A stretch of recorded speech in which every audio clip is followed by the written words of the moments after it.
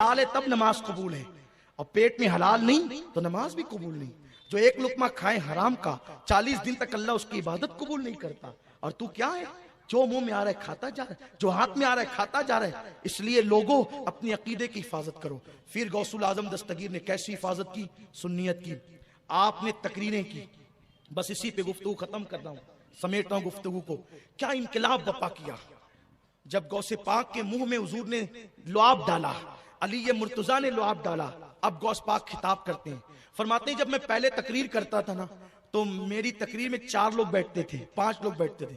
जब हुजूर ने लुआब डाला ना मेरे मुंह में और मौला अली ने डाला, तो उस वक्त मैं तकरीर कर रहा तो पूरी मस्जिद भर गई। फिर मस्जिद से मैं ईदगाह में चला गया, फिर भी ईदगाह भर गई।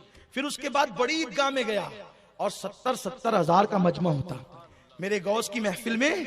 70-70 हजार का मजमा, और 400 लोग सिर्फ लिखने के लिए बैठते, क्योंकि उस वक्त रिकॉर्डिंग का सिस्टम नहीं था ना, तो तकरीरें जाए ना हो, लिखने के लिए बैठते। उसमें जिन्नात भी आते। एक मर्तबा उस दौर में किसी ने जिन्नात का अमल किया, वो आया नहीं, देर हुई, तो उसने कहा जिन्नात ने इस टाइम नहीं बुलाया करना।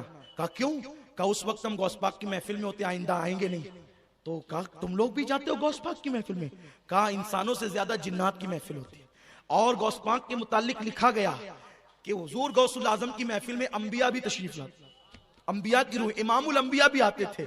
इंशाअल्लाह अभी ये महफिल चलती रहेगी, अभी 9 तारीख को भी प्रोग्राम होगा ना अपना, तो उसमें हमने एक उन्वान चुना है 11वीं शब के लिए, गौस पाक के मुतालिक किसने क्या कहा। ये उन्वान इंशाअल्लाह आपके लिए नया होगा।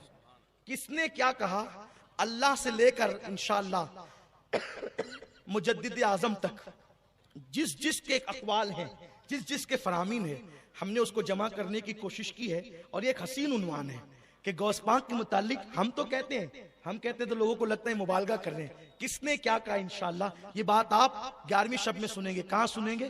तोशे मुबारका की फातिहा होगी मरकज या रसूल अल्लाह पर, आप वहां आएंगे तो सुनेंगे। मैं अपनी गुफ्तगू चूंकि समेट रहा हूं और इसी वाक्य पे गुफ्तगू खत्म करनी है कि सरकार गौसुल आजम जब 70 हजार का मजमा होता, 400 लोग लिखने वाले, और गौस पाक की मेरे आका की करामत थी, पहला आदमी जो यहां बैठ के सुनता ना, आखिरी भी वहां तक सुनता। तो गौस पाक की जब महफिल में 70-70 हजार आए, तो जितने खतीब थे बेचारे सबकी महफिलें सुनी पड़ गई। तो सुनी महफिल पड़ी तो उनको होने लगी तकलीफ, वो गौस पाक के मुतालिक बकवास करने लगे, कुछ भी कुछ कहने लगे, इल्जाम लगाने लगे गौस पाक के ताल्लुक से। मैं एक बुजुर्ग का जिक्र करता हूं, उनको गलत फहमी थी। कुछ लोग तो दिल से अदावत होती है ना, दुश्मनी होती है, हसद होता है। हसद का कोई इलाज नहीं होता, याद रखना। लेकिन अल्लाह पाक वलियों की शान बयान करते हुए कहता है वलियों की पहचान ये है, जब कोई उनसे हसद करके जाहिल उलझता है तो वो हर एक के मुंह नहीं लगते। क्या कहते हैं? वइज़ा खातबहुमुल जाहिलूना कालू सलामा।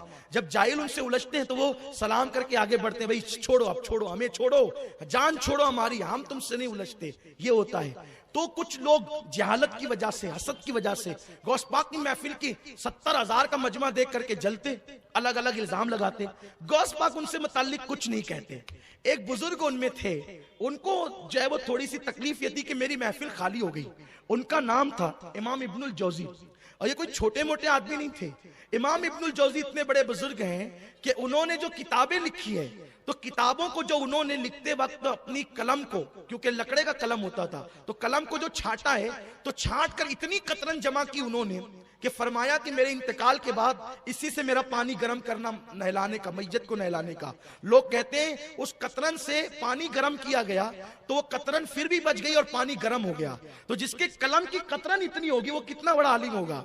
तो गौस पाक के एक मुरीद थे, उनके पास पढ़ने आते थे। वो जब देखो जब कहते थे, ओ तेरे पीर को क्या आता, उनको क्या आता, और वो तो लोग जबरदस्ती उनके महफिलों में जाते सुनते। तो वो कहते हजरत मेरे पीर साहब तो कभी आपके खिलाफ कुछ नहीं कहते, लेकिन ये आप क्या।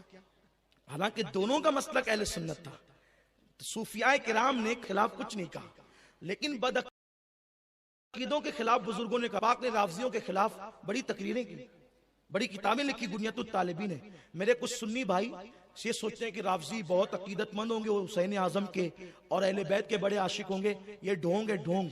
राफजी कोई आशिक अहले बैत नहीं, आशिक अहले बैत सिर्फ सुन्नी हो सकते हैं, आशिक सहाबा सिर्फ। और गौस, ये राफजी वो लोग हैं, अगर कोई सुन्नी उनकी मोहब्बत में मुब्तला है तो उसको बता देता हूं कि गौसे पाक को रावजी सैयद नहीं मानते, वो कहते हैं कि अब्दुल कादिर जिलानी सैयद नहीं। ये उनका अकीदा है। मेरे सरकार को इसीलिए बड़े बड़े बुजुर्गों ने गौस पाक का नसबनामा बयान किया, लेकिन वो गौस पाक को इसीलिए सैयद नहीं मानते कि गौस पाक ने उनके खिलाफ तकरीरें की और तहरीरें लिखी। तो इससे गौस पाक का क्या बिगड़ता है? सैयदों की सियादत का इनकार करके कोई कुछ थोड़ी बिगाड़ता है उनका। वो अपना नसब बताता है कि मैं कहां का हूं। इसलिए कि हुजूर अलैहिस्सलाम ने फरमाया सैयदों का दुश्मन तीन में से कोई एक होगा। ये तिरमिजी शरीफ की हदीस है।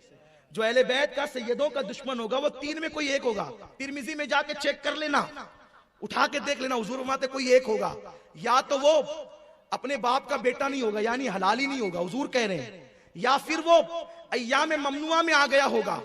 हुजूर कहते हैं, मैं उसको जो है वो उसका तर्जुमा हूँ बहु नहीं करता, लेकिन आप समझ गए होंगे कि जिन अय्याम में ममनुआ दिन होते हैं ना, उन अय्याम में वो आ गया।